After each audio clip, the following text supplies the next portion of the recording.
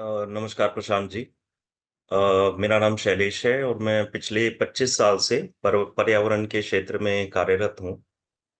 मैंने पहले एक एनजीओ में काम किया, फिर अभी कंसल्टेंसी में काम कर रहा हूँ। मेरा प्रश्न नहीं है, लेकिन एक तथ्य साझा करना है।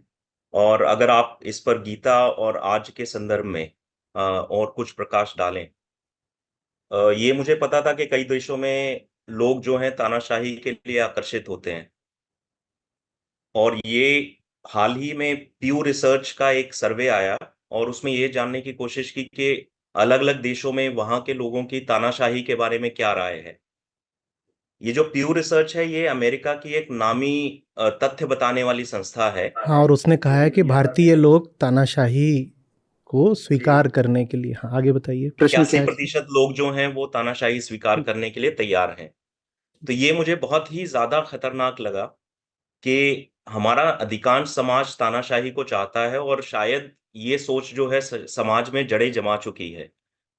और जैसा कि आपने भी गीता के पहले सत्रों में कहा कि हमारे जो शास्त्रों की गलत व्याख्या का ये नतीजा है। और मुझे लगता है कि राजनेताओं, पार्टियों और मीडिया ने बहुत सालों से इसको जो धारणा है उसको बहुत मजबूत किया है। तो ऐसे माहौल में सामाजिक और पर्यावरण का जो उत्थान है, उसकी राह बहुत ही ज़्यादा मुश्किल नज़र आती है।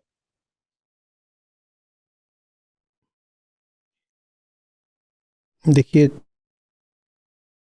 मनुष्य अकेला है जो जो कुछ भी कर रहा होता है ना, उसके पीछे दर्शन होता है। दर्शन माने ये विचार, ये भाव कि जीवन क्या है।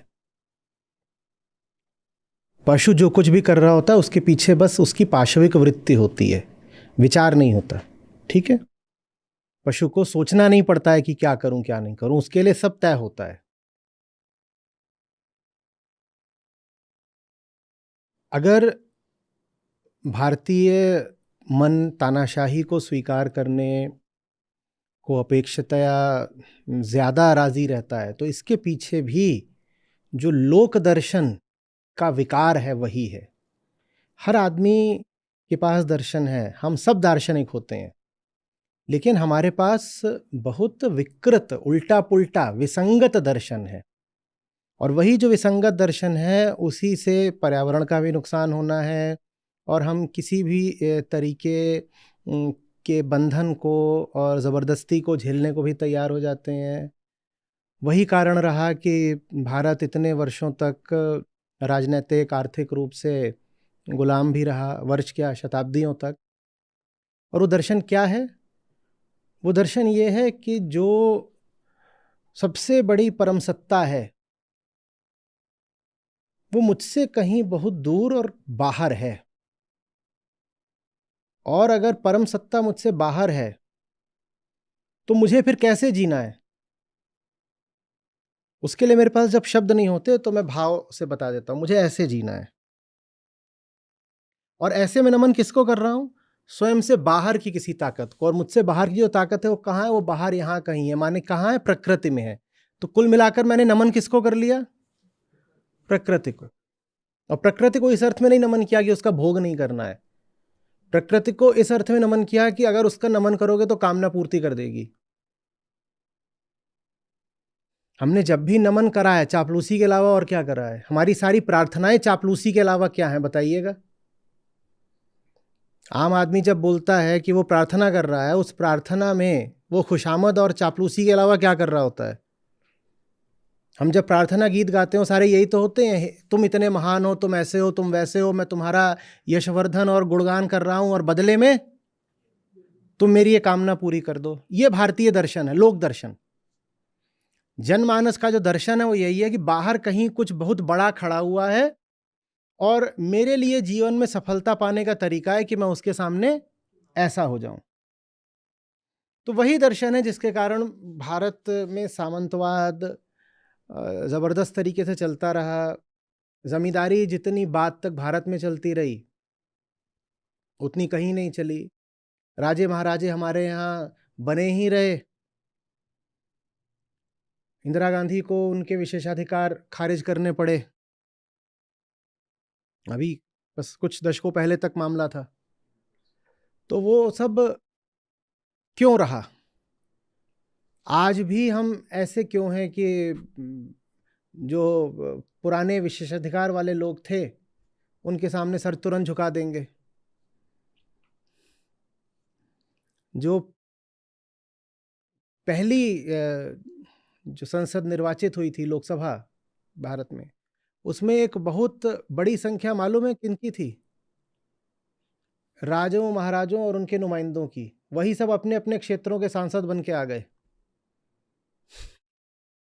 लोगों ने उन्हीं को वोट दे दिया और ये काम कई लोकसभाओं तक चलता रहा।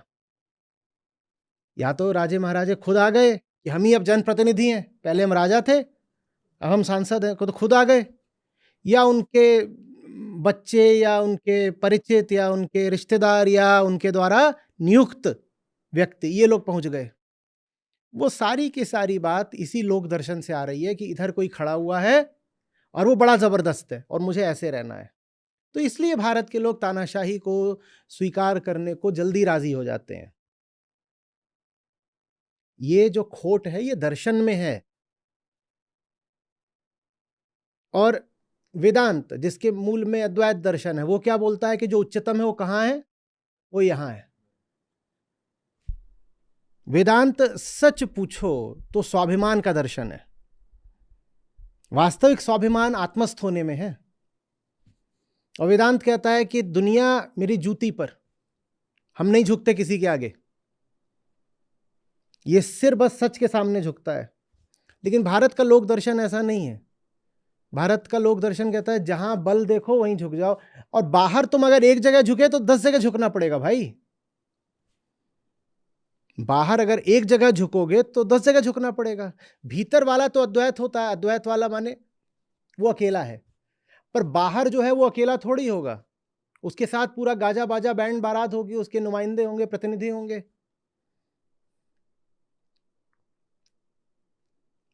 अगर धर्म के आगे झुकोगे तो फिर पंडित पुरोहित पुजारी के आगे भी तो झुकना पड़ेगा। एक जगह झुकोगे तो 100 जगह झुकना पड़ेगा। जो बाहर की किसी भी एक सत्ता के आगे झुक गया, उसने अपना सर अब हजारों के सामने झुका दिया, बड़ी आसानी से झुका दिया। और अद्वैत कहता है किसी के सामने नहीं झुकना है, आत्मा ये रही, इसके अलावा किसी के आगे हम झुकते नहीं। और बाहर भी अगर हम किसी को सम्मान भी देते हैं तो उसको देते हैं जो हमें बाहर से काटकर हमारे भीतर ले जाए। इस जगत में भी सम्मान का अधिकारी वो है जो हमें जगत में न रहने दे, जो हमें जगत की गुलामी से आजाद करा दे। बस इस जगत में सम्मान का अधिकारी वो है। नहीं तो सर तो बस आत्मा के आगे झुकेगा, आत्मा के अलावा कौन पूजनीय है।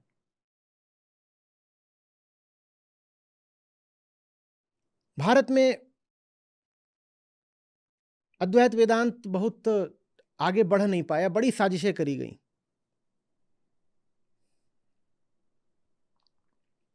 मन तो वैसे ही फिसलने को आतुर रहता है ना, उसे लच्छेदार कहानियां दे दो, उसको मिल गया सहारा फिसलने के लिए। दुर्भाग्य की बात यह है कि वो कहानियां साजिशों के रूप में आज भी प्रचलित हैं और वो हमें सत्य तक नहीं जाने दे रही हैं। भारत जब तक उन कहानियों का, उन झूठे सिद्धांतों का गुलाम रहेगा, तब तक भारतीय में रीढ़ नहीं आने वाली।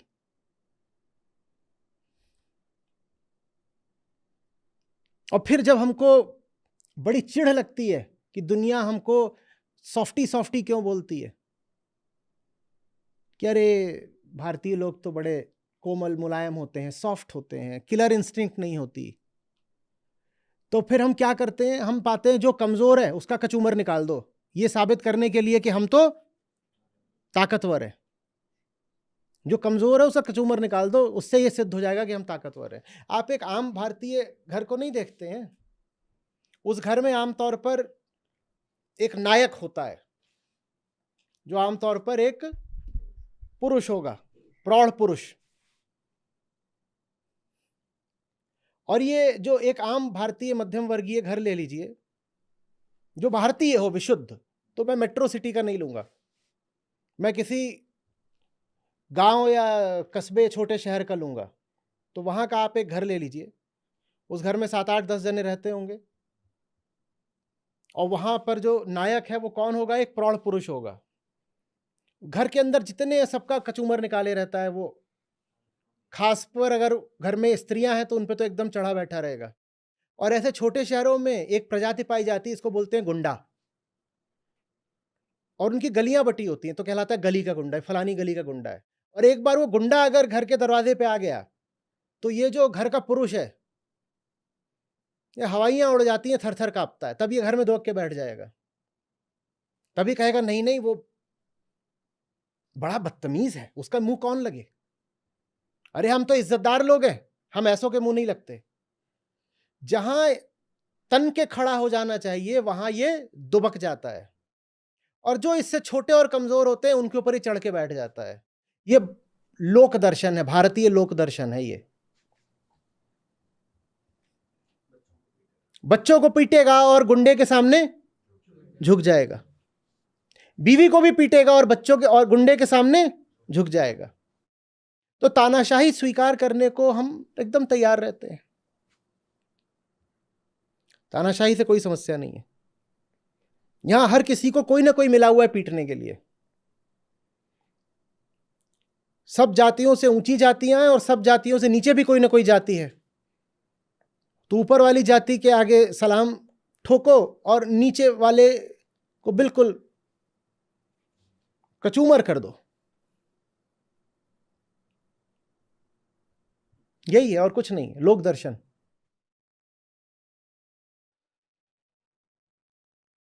जब तक अद्वैत सत्य भारत के जन जन तक नहीं पहुंचाया जाएगा, भारत में ताकत नहीं आएगी, भारत की रीढ़ सीधी नहीं हो पाएगी।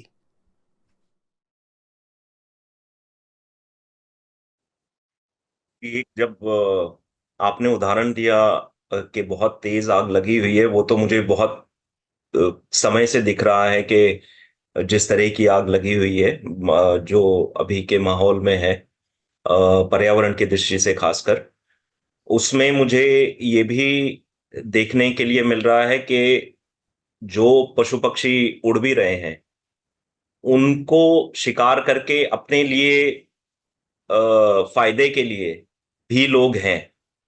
तो ऐसा नहीं है कि सिर्फ वो देख रहे हैं, पूछ रहे हैं, मगर उससे फायदा क्या हो सकता है ये भी चल रहा है। तो बहुत कुछ चल रहा है उसमें। ये अ, तानाशाही भी उसका एक हिस्सा ही लगता है कि भाई व्यवस्था को इसी तरह से बरकरार रखा जाए, उसमें फायदा चलता रहे।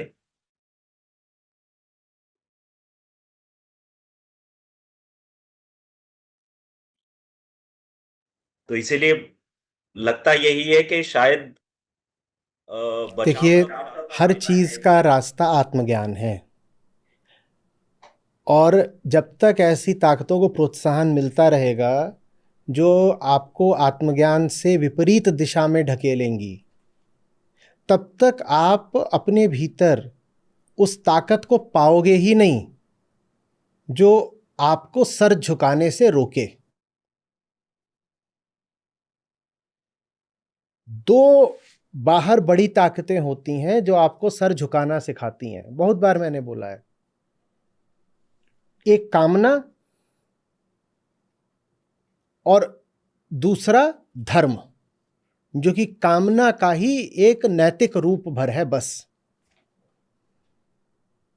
तो जब आप पाओ कि समाज में पूंजी का, बाजार का बोलबाला हो गया है, और धर्म गुरुओं में भी ऐसों को प्रोत्साहित किया जा रहा है जो आत्मज्ञान की बात नहीं करते, जो बस कहते हैं कि बाहर कहीं एक उच्च सत्ता है, तुम उसका नाम लेते रहो, सर झुकाते रहो, ऐसा करो वैसा करो, फलाने कर्म करो, फलाना ये करो, और ये करने से तुम तर जाओगे।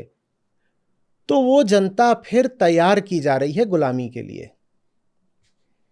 आपने देखा है जब आप में कामना होती है तो आप कैसे सर झुकाने को तैयार हो जाते हो, देखा है? और आपने देखा जब आप में डर होता है तो आप कैसे सर झुकाने को तैयार हो जाते हो। तो एक और है बाजार और दूसरी ओर है धर्मगुरु, एक ललचाता है एक डराता है,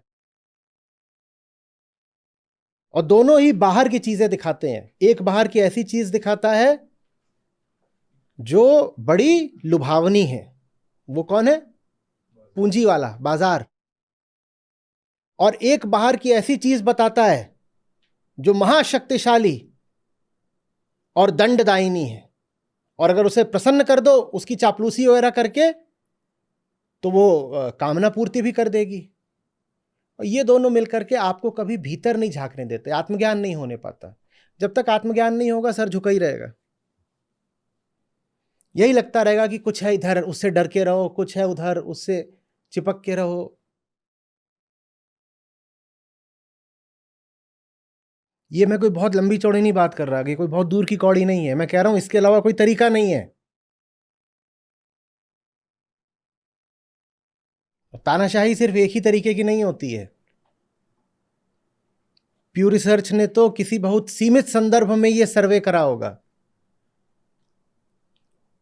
मैं बहुत जनरल बात बोल रहा हूं, एकदम व्यापक मूलभूत बात, और वो ये है कि चूंकि हमारे दर्शन में ही दोष है, इसलिए हम कभी तनकर खड़े नहीं हो पाते। झूठ का और शोषण का जो विरोध हमें करना चाहिए वो हम कभी कर नहीं पाते।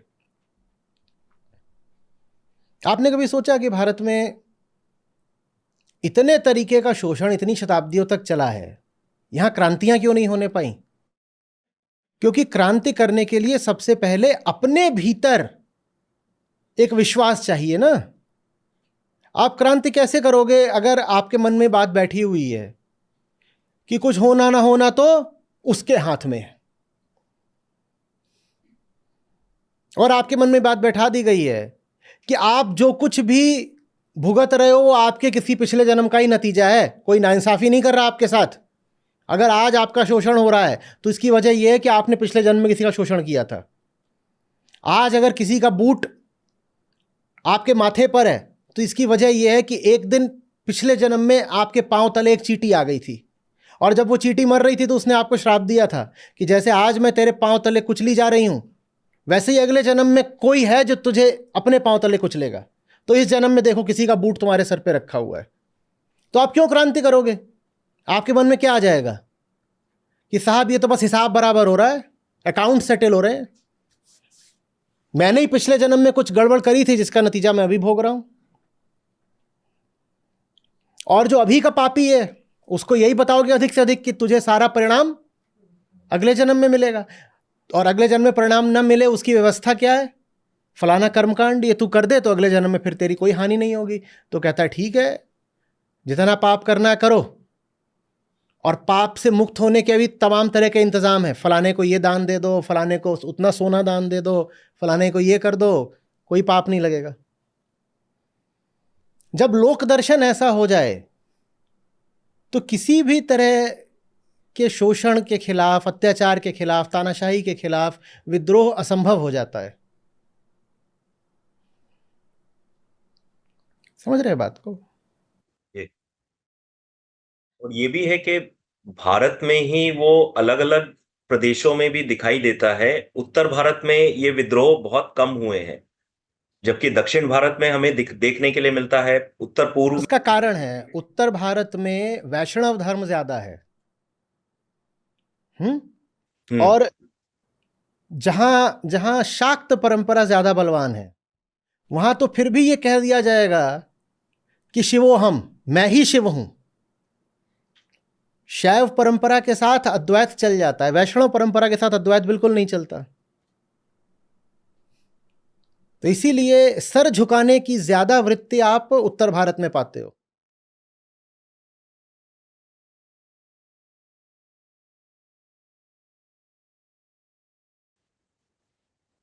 जी धन्यवाद। आत्मा बोध है, प्राण है, जगत का कल्याण है।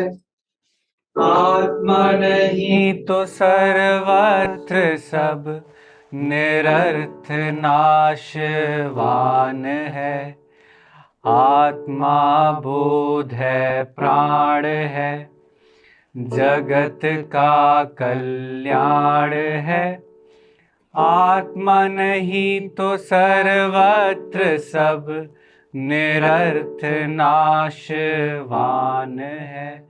अहंकार में, अंधकार में, अज्ञान में मति भ्रष्ट है। कल उन्हें क्या कष्ट हो, वो आज ही जब नष्ट है। अहंकार में, अंधकार में, अज्ञान में मति भ्रष्ट है।